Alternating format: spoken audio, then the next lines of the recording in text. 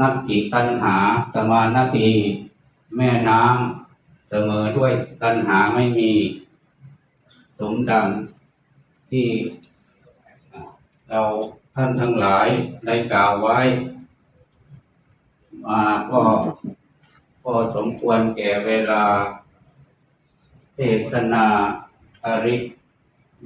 ริโยสาเนในอวสานที่สุดแห่งพระธรรมเทศนานี้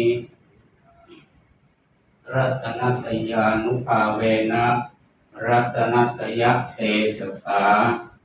ขออนุญาตคุณพระศรีรัตนตรัยมีคุณพระพุทธพระธรรมพระสงฆ์จงอำนวยอวยพรให้พุทธศาสนิกชนทั้งหลาย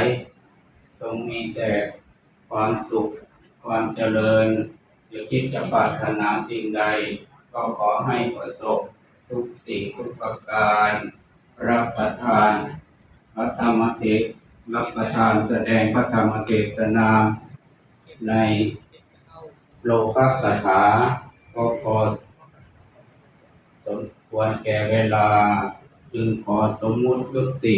ลงคงไว้แต่เพียงเท่านี้เอวังก็มีด้วยประการฉะนี้